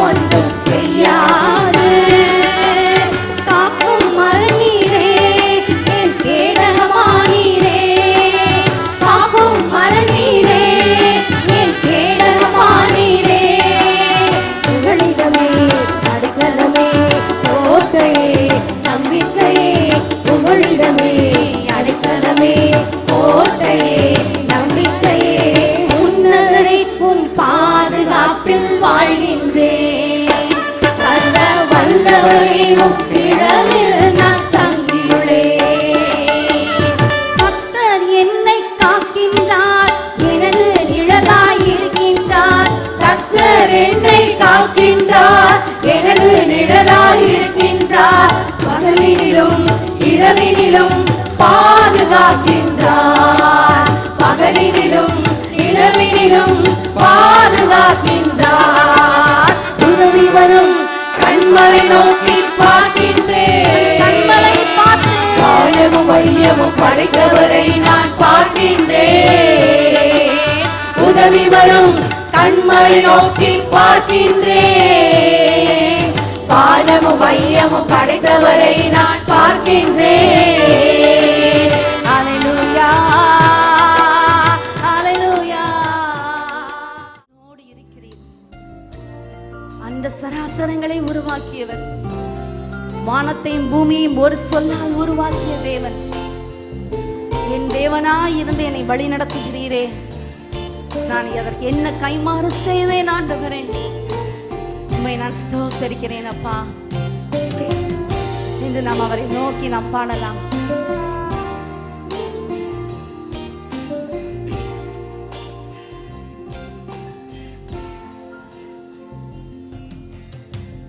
அல்லேலூயா அல்லேலூயா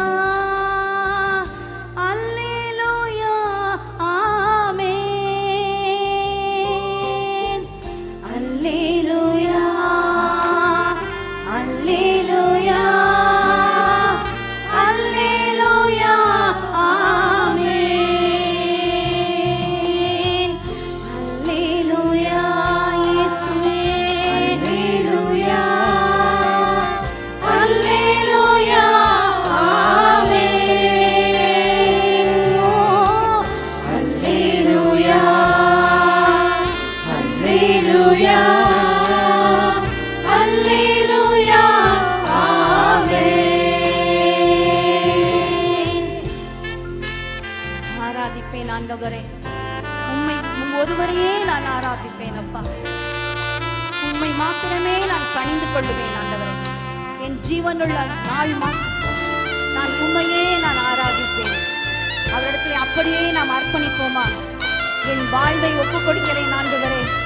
என் ஆவி ஆத்மா சரீரத்தை நான் ஒப்புக் கொடுக்கிறேன் ஆண்டவரே. நீரே என் தலைவனாய் இருப்பீராக, நீரே என் ஆளுநராய் இருப்பீராக, நீரே என் நேசராய் இருப்பீராக ஆண்டவரே. அப்படியே ஒப்பு கொடுப்போமா? ஆராதிப்பேன் ஆராதிப்பேன் ஆராதிப்பேன் இயேசுவை. ஆராதிப்பேன் ஆராதிப்பேன் ஆராதிப்பேன் இயேசுவை. நேசிக்கிறேன் நேசிக்கிறேன் நேசிக்கிறேன் நேசிக்கிறேன் இயேசுவை. நேசிக்கிறேன் நேசிக்கிறேன் நேசிக்கிறேன் இயேசுவை. ஆண்டவரே, இந்த உலகத்திலே மனிதர்களை நம்புவதற்கு மாத்திரம் அப்பா அவர்கள். நான் நம்பிய மனிதர்கள் எல்லாம் என்னை கைவிட்டார்கள் ஆண்டவரே. நான் நம்புவதற்கு ஒருவர் உண்டு, ஆனால் அது நீர் ஒருவரே மாத்திரம். நீர் ஒருவரே என் நம்பிக்கைக்கு பாத்திரர் அப்பா. நான் நம்புகின்ற கண்மலை நீர் ஒருவரே என்று அவரிடத்தில் நாம் கெஞ்சுவோமா? அவரிடத்தில் நம்மை ஒப்புக் கொடுப்போமா? உண்மையே நான் நம்பி இருக்கிறேன் அப்பா, என் வாழ்வில் உண்மையே நான் நம்பி இருக்கிறேன் என்று அவரிடத்தில் சொல்லுவோம்.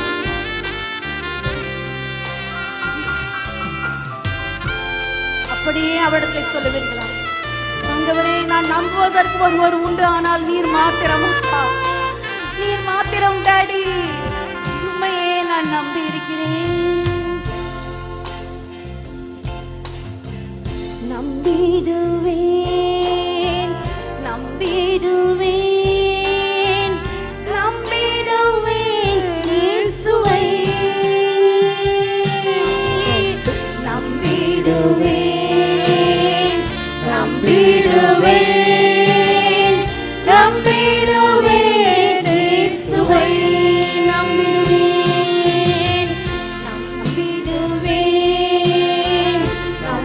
உலகத்தில் இருக்கிற எல்லோரும் என்னை கைவிடலாம்,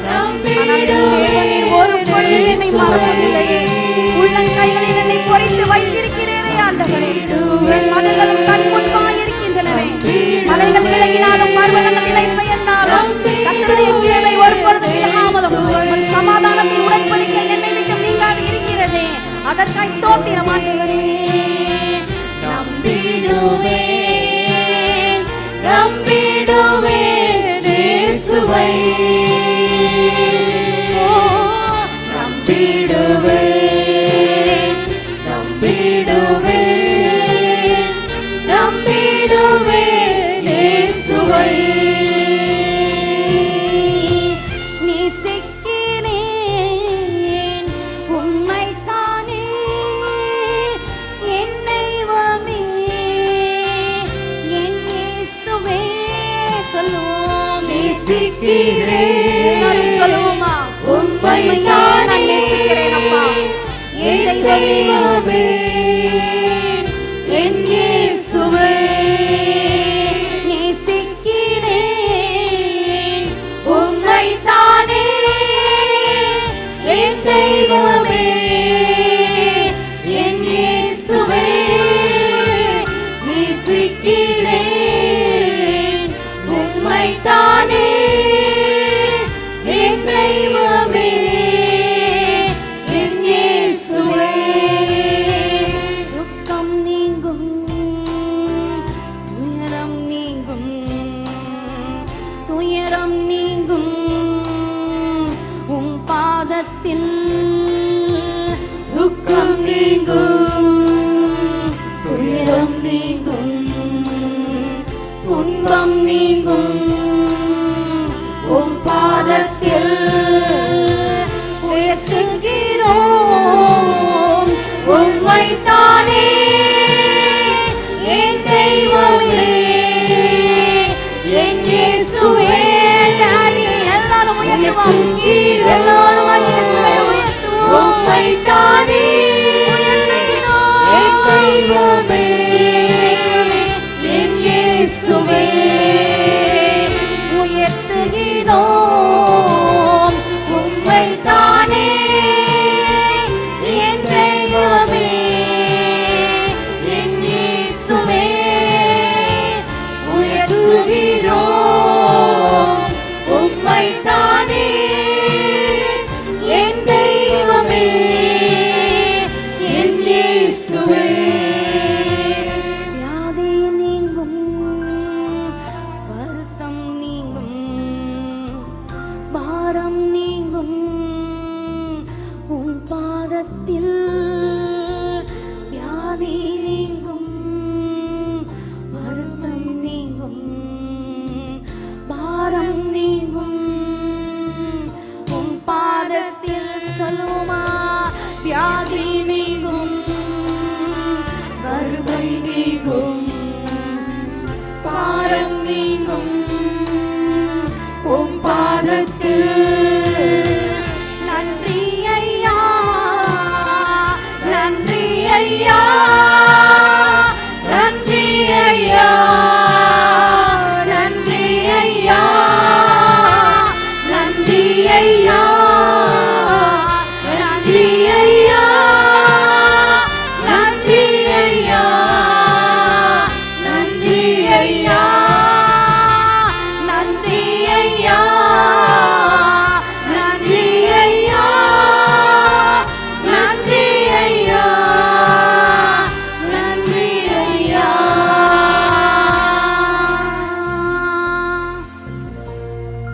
நன்றி ஆண்டவரே,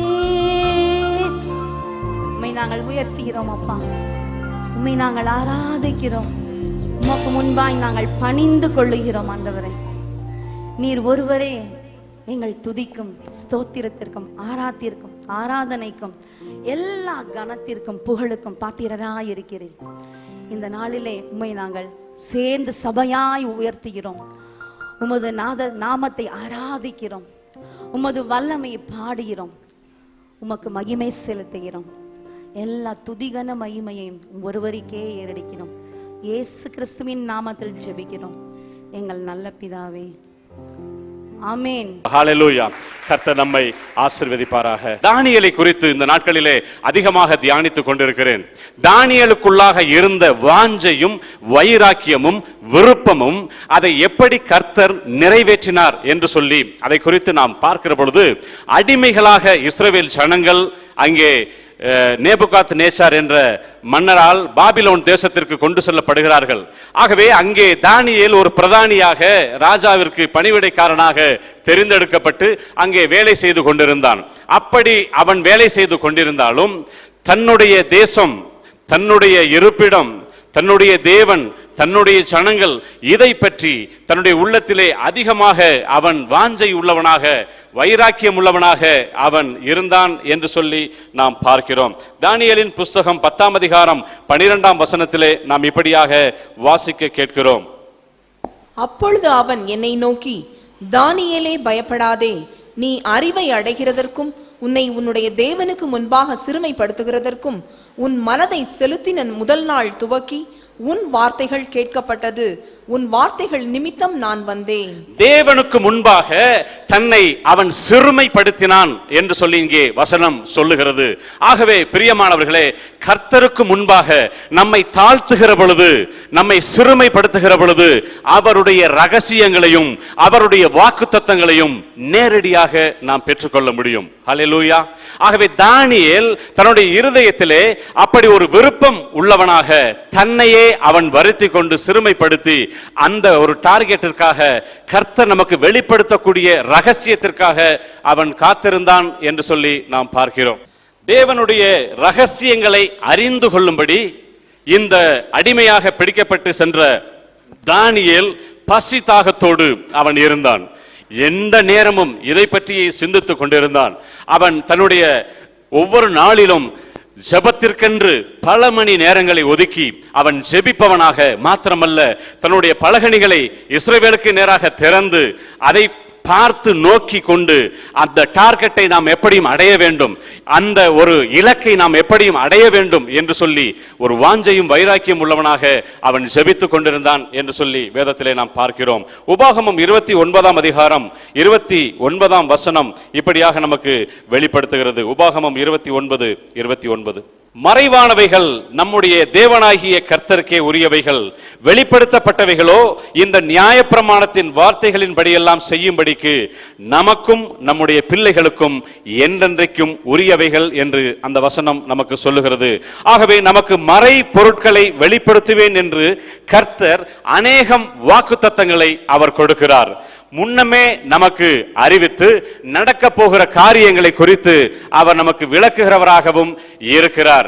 ஏசாயா தீர்க்கதரிசியின் புஸ்தகம் 45ஆம் அதிகாரம் 5-6 வசனங்கள் இப்படியாக சொல்லுகிறது. இது முதல் தீயவைகளையும் நீ அறியாத மறை பொருட்களையும் உனக்கு தெரிவிக்கிறேன் என்று சொல்லி அங்கே நாம் வாசிக்கிறோம். இந்த தானியேல் ஒரு அறியாத புரியாத இடத்திலே அவன் இருக்கிறான். ஜனங்கள் எல்லாரும் அங்கே அடிமைகளாக இருக்கிறார்கள். இவர்களை எல்லாம் எப்படியாகிலும் மீட்டெடுக்க வேண்டும். நம்முடைய கர்த்தருடைய ஆசீர்வாதமான தேசத்திற்கு நாம் செல்ல வேண்டும். அவருடைய திட்டங்களை, அவருடைய வாக்குத்தத்தங்களை, அவர் நமக்காக வைத்திருக்கிற ரகசியங்களை அறிந்து கொண்டால் மாத்திரம்தான் இந்த பெரிய ஒரு அசைன்மெண்டை செய்ய முடியும் என்பதை தானியேல் அறிந்திருந்ததினாலே கர்த்தரிடத்திலே அவன் அப்படியாக தன்னை சிறுமைப்படுத்தி வருத்தி கொண்டு காத்திருந்து அவன் வார்த்தைகளை அவரிடத்திலிருந்து எல்லாவற்றையும் பெற்றுக்கொண்டான் என்று பார்க்கிறோம். ஆகவே இந்த அருமையான வாக்குத்தத்தங்களை பற்றி கொண்டு அவன் ஊக்கமாய் ஜெபித்ததினாலே, ரகசியங்களை அறிந்து கொண்டதினாலே ஜனங்களை அவன் எளிதாக ஆயத்தப்படுத்த முடிந்தது என்று பார்க்கிறோம். ஆகவே இயேசு கிறிஸ்துவை குறித்து இந்த வேதம் சொல்லுகிற பொழுது அநேக இடங்களிலே அநேகமான காரியங்களை குறித்து சொல்லுகிறது. ஆனாலும் யோவான் 2ஆம் அதிகாரம் 25ஆம் வசனத்திலே நாம் ஒரு காரியத்தை குறித்து நாம் அறிய முடியும். யோவான் 2ஆம் அதிகாரம் 25ஆம் வசனம். மனுஷருக்குள்ளிருப்பதை அவர் அறிந்திருந்தபடியால் மனுஷரை குறித்து ஒருவரும் அவருக்கு சாட்சி கொடுக்க வேண்டியதா இருக்கவில்லை. மனுஷரை குறித்து ஒருவரும் அவருக்கு சாட்சி கொடுக்க வேண்டியது இல்லாது இருந்தது என்று இங்கே வசனம் சொல்லுகிறதை பார்க்கிறோம். ஆகவே அவர் நன்மை செய்கிறவராக சுற்றி திரிந்த நாட்களிலே மனுஷர்களை குறித்து அவருடன் வந்த அவருடைய சீஷர்களோ அல்லது பிரதானிகளோ அல்லது வேறு ஊழியக்காரர்களோ அவருக்கு எடுத்து சொல்ல வேண்டிய ஒரு நிலைமை இல்லாதிருந்தது. ஏனென்று சொன்னால் மனுஷருக்குள்ளாக இருக்கக்கூடிய எல்லாவற்றையும் அறிந்த தேவனாய் இருந்தார். அவர் தேவனிடத்திலே எல்லாவற்றையும் பெற்று கொண்டிருந்ததினாலே, எல்லாவற்றையும் அறிந்து வைத்திருந்ததினாலே அவருக்கு ஒருவரும் எடுத்து சொல்ல வேண்டிய நிலைமை இல்லாதிருந்தது. இங்கே தானியேலுக்கு தேவ ரகசியங்களை வெளிப்படுத்த கர்த்தர் தம்முடைய தேவ தூதனை அனுப்பி வைக்கிறதை நாம் பார்க்கிறோம். 10ஆம் அதிகாரம் 11ஆம் வசனத்திலே அங்கே தேவ தூதன் வந்து சொல்லுகிற காரியத்தை குறித்து நாம் வாசிக்க கேட்போம். அவன் என்னை நோக்கி, பிரியமான புருஷனாகிய தானியேலே, நான் இப்போது உன்னிடத்திற்கு அனுப்பப்பட்டு வந்தேன். ஆதலால் நான் உனக்கு சொல்லும் வார்த்தைகளின் பேரில் நீ கவனமாயிருந்து கால் ஊன்றி நில் என்றான். இந்த வார்த்தையை அவன் என்னிடத்தில் சொல்லுகையில் நடுக்கத்தோடு எழுந்து நின்றேன். தானியேல் தன் வாழ்நாள் முழுவதும் இந்த உலகத்தினாலே கரைபடாதபடி தன்னை பாதுகாத்து கொண்ட ஒரு மனிதனாக இருந்தார். அவர் தேவனுடைய ரகசியங்களை அறிந்து கொள்ளும்படி முதலாவது உண்கிறதிலையும், இரண்டாவது கேட்கிறதிலையும், மூன்றாவது பரிமள தைலம் பூசிக்கொள்கிறதிலையும் தன் சரீரத்தை ஒடுக்கி சிறுமைப்படுத்தினார் என்று பார்க்கிறோம். ஆகவே கர்த்தர் அவனுக்கு தன்னுடைய ரகசியங்களை எல்லாம் வெளிப்படுத்தினார் என்று பார்க்கிறோம். இரண்டாவதாக கர்த்தர் இந்த ரகசியங்களை எப்படியெல்லாம் வெளிப்படுத்துகிறார் என்று நாம் பார்க்கிற பொழுது, ஆமோஸ் தீர்க்கதரிசியின் புஸ்தகம் 3ஆம் அதிகாரம் 7ஆம் வசனம் இப்படியாக சொல்லுகிறது. முதலாவது கர்த்தரிடத்திலே நாம் நமக்குண்டானவற்றை ஒடுக்கி சிறுமைப்படுத்தி காத்திருக்கிற பொழுது அவற்றை வெளிப்படுத்துகிறார். அடுத்ததாக நாம் வாசிக்க கேட்போம். கர்த்தராகிய ஆண்டவர் தீர்க்கதரிசிகளாகிய தம்முடைய ஊழியக்காரருக்கு தமது ரகசியத்தை வெளிப்படுத்தாமல் ஒரு காரியத்தையும் செய்யார். சோதோம் கொமரா என்ற பட்டணங்களை குறித்து நீங்கள் அறிந்து வைத்திருக்கிறீர்கள். அந்த பாவங்கள் தேவனுடைய சந்நிதியிலே மிக அதிகமாக எட்டினபடினாலே கர்த்தர் அந்த பட்டணங்களை அழிக்கும்படி அவர் இறங்கி வந்தார் என்று நாம் பார்க்கிறோம். வரும் வழியிலே தன் சிநேகிதனாகிய ஆபிரகாமை அவர் நினைவு கூறுகிறார். இந்த பட்டணங்களிலுடைய அருவருப்பு அவருடைய சமூகத்திலே வந்து எட்டினதினாலே எப்படியாகிலும் இதை கவிழ்த்து போட வேண்டும் என்று தேவன் விரும்பி அவர் இறங்கி வருகிற பொழுது தன்னுடைய சிநேகிதனாகிய ஆபிரகாமினுடைய நினைவு அவருக்கு வருகிறது. அவர் நினைவு கூர்ந்ததினாலே நான் செய்ய போகிறதை ஆபிரகாமுக்கு மறைப்பேனோ என்று சொல்லி ஆதியாகமம் 18ஆம் அதிகாரம் 18ஆம் வசனத்திலே நாம் வாசிக்கிறோம். என்று சொல்லி தன்னுடைய திட்டங்களை, தன்னுடைய தீர்மானங்களை அங்கே ஆபிரகாமுக்கு அறிவிக்கிறதை நாம் பார்க்கிறோம். ஒரு பக்கம் ஆபிரகாம் தேவனுடைய தீர்க்கதரிசியாய் விளங்கினார், மறுபக்கம் அவருடைய சிநேகிதன் என்று சொல்லி அவன் அழைக்கப்பட்டான் என்று 2 நாளாகமம் 20:7 நாம் வாசிக்கிறோம்.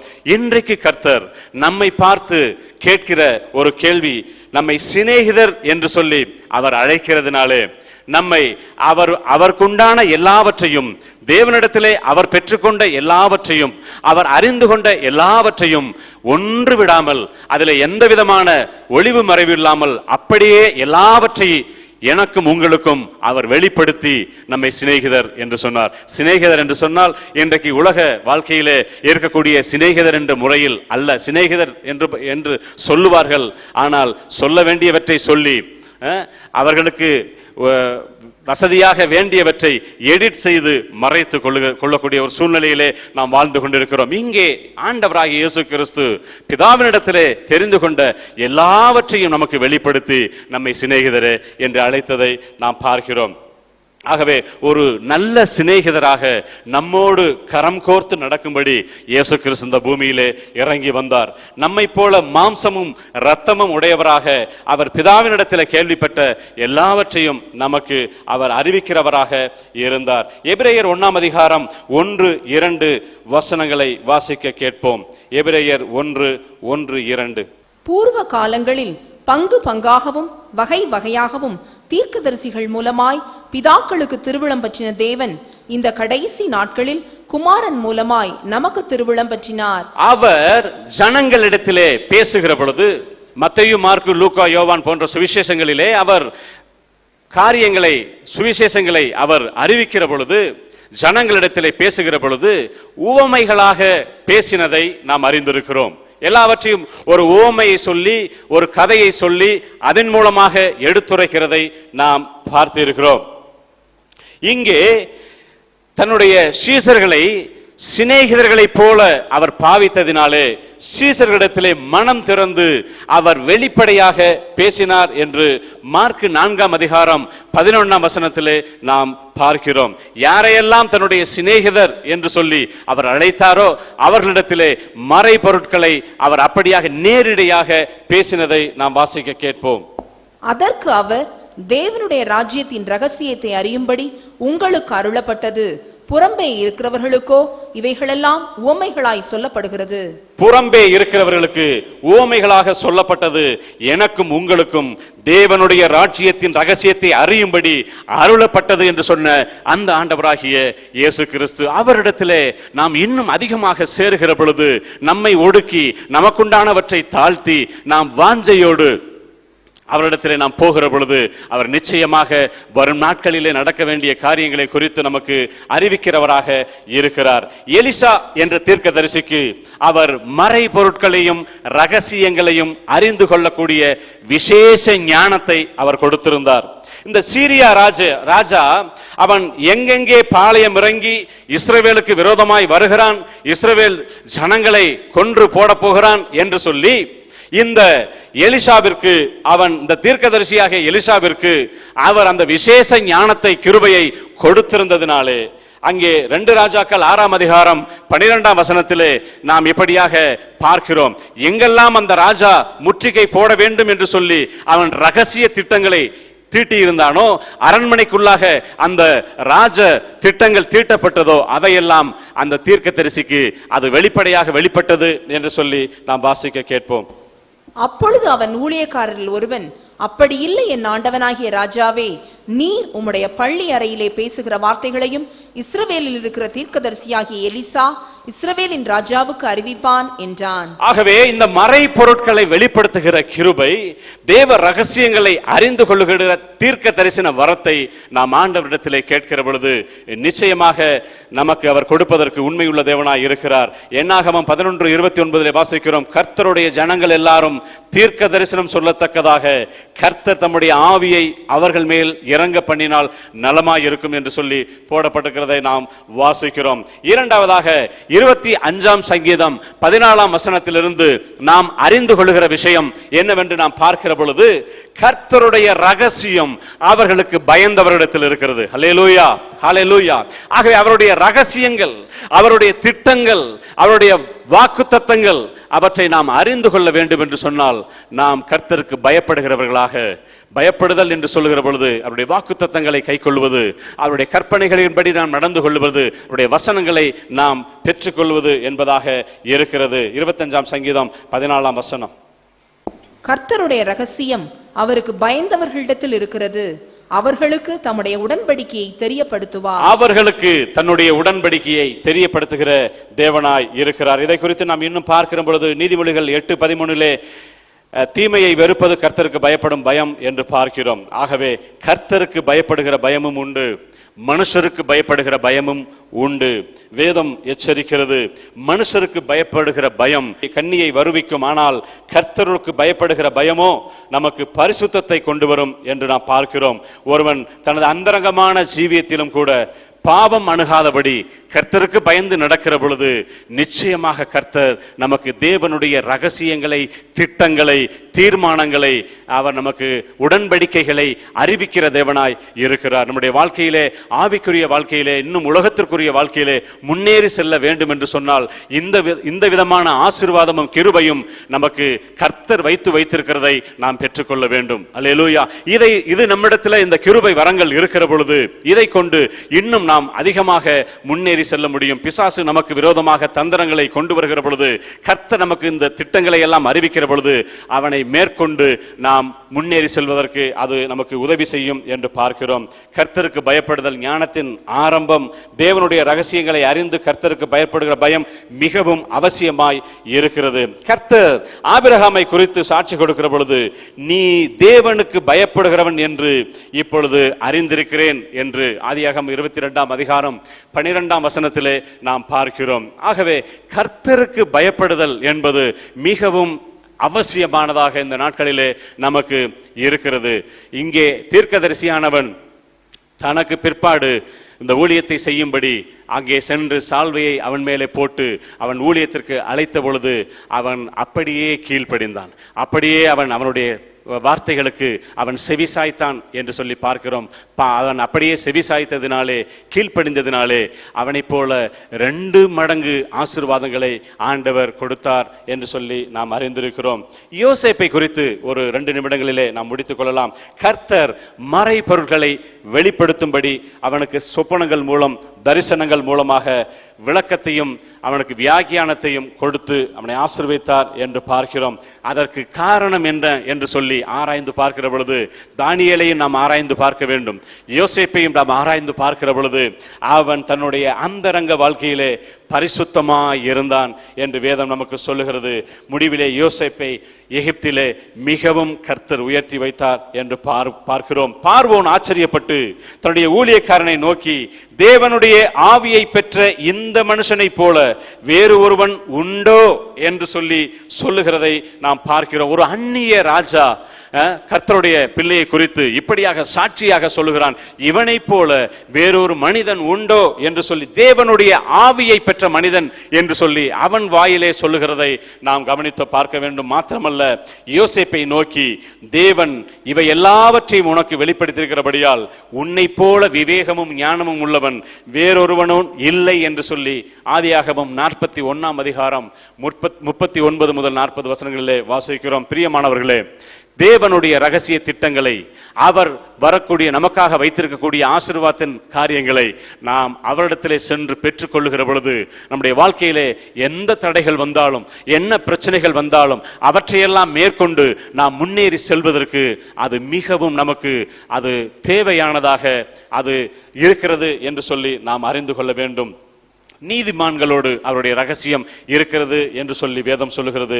நீதிமான்களோடு கர்த்தர் அவர் சஞ்சரிப்பதினாலே, அவர்களோடு அவர் ஐக்கியம் கொள்வதனாலே அந்த திட்டங்களை நாம் அறிந்து கொள்ள வேண்டும். அல்லேலூயா, ஹல்லேலூயா. ஆகவே கர்த்தருடைய திட்டங்களை அறிந்து கொள்ள வேண்டுமானால் அவருக்கேற்றவர்களாக நாம் மாற வேண்டும். அவர் எப்படி ஒரு நீதியுள்ள தேவனாய் இருக்கிறாரோ, அவர் பாவமற்ற தேவனாய் இருக்கிறாரோ, அதை போல நாமும் நம்மை தயார் செய்து கொள்ளுகிற பொழுது, நாம் மாற்றிக்கொள்ளுகிற பொழுது அவர் நமக்கு வெளிப்படுத்துவதற்கு சித்தமாய் இருக்கிறார். ஏனென்று சொன்னால், நம்மை அவர் சிநேகிதராக அழைக்கிறார் என்று பார்க்கிறோம்.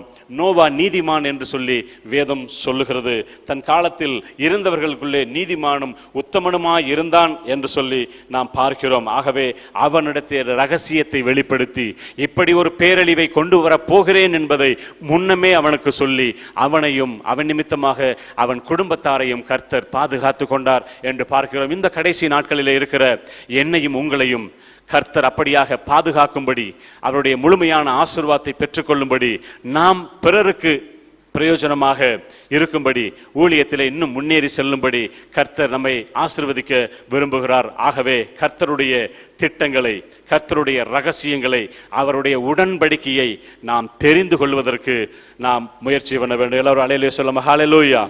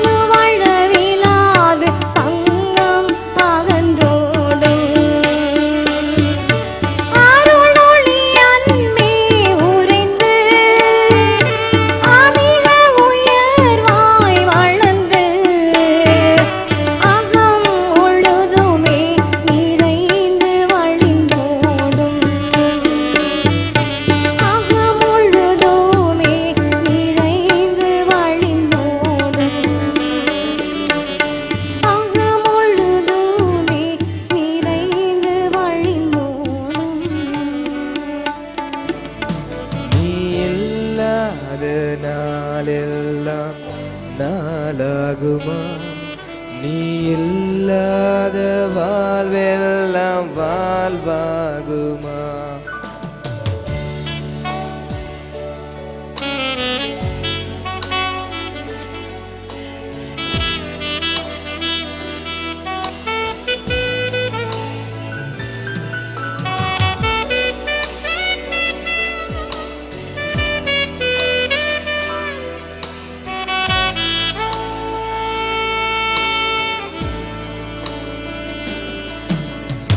எனது நினைவும் நீயாவாய்,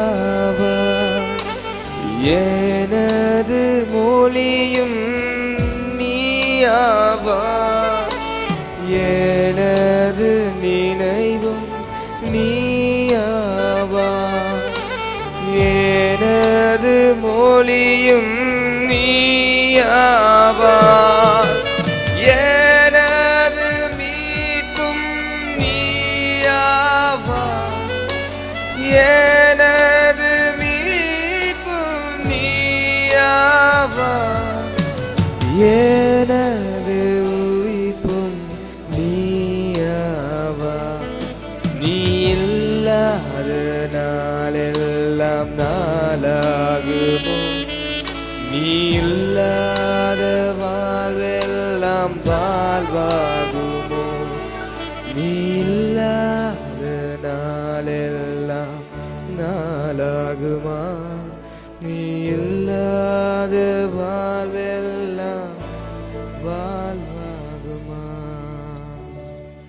அன்பின் தேவனே, அப்போஸ்தலர் நடவடிக்கையின் புஸ்தகம் 19ஆம் அதிகாரம் 12ஆம் வசனத்திலே சொல்லப்பட்ட வண்ணமாக ஆண்டவரே அப்போஸ்தலனாகிய பவுலுடைய உருமால்களை வியாதியஸ்தமேல் போட்டபோது அவன் வியாதி நீங்கி சுகமாயிருந்தான் என்று சொல்லப்பட்டிருக்கிறார்.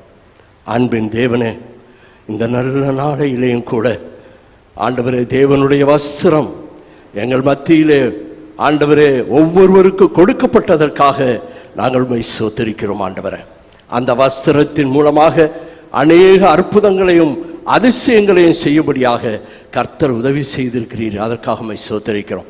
1 சாமுவேலின் புஸ்தகம் 15ஆம் அதிகாரம் 27ஆம் வசனத்தில் ஆண்டவரே கிழிக்கப்பட்ட ஒரு வஸ்திரத்தை நாங்கள் பார்க்கிறோம். ஏன் அது கிழிக்கப்பட்டது? சாமுவேல் ஆண்டவரே வஸ்திரத்தை சவுல் கிழித்தான் என்று சொல்லப்பட்டிருக்கிறது. அதை பற்றி நாங்கள் சிந்திக்கும்படியாக கர்த்தர் உதவி செய்வீராக.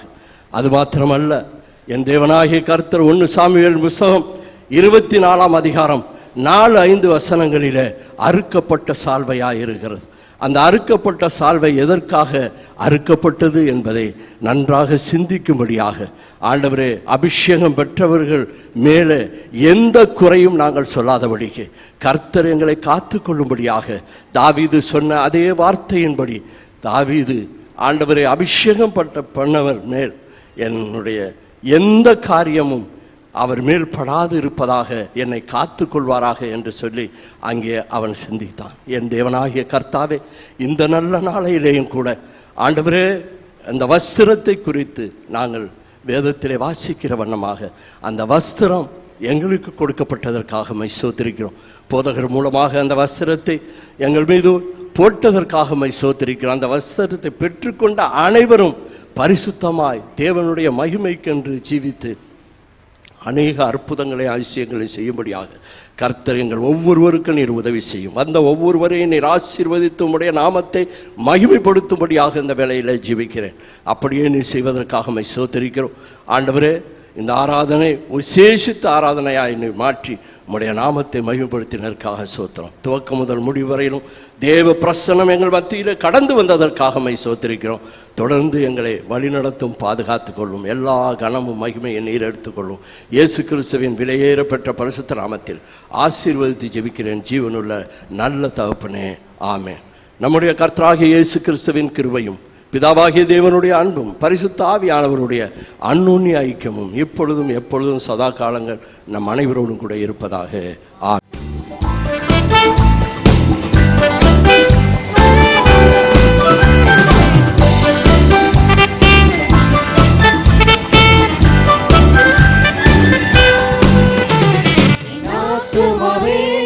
கர்த்தரை ஸ்தோத்திரி, என் முழு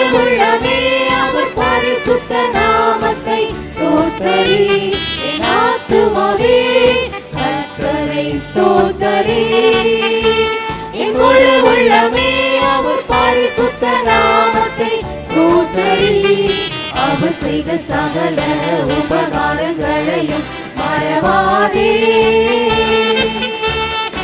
அவர் செய்த சகல உபகாரங்களையும் மறவாதே. என் ஆத்துமாவே கர்த்தரை ஸ்தோத்தரி. என் முழு உள்ளமே அவர் பரிசுத்த நாமத்தை ஸ்தோத்தரி.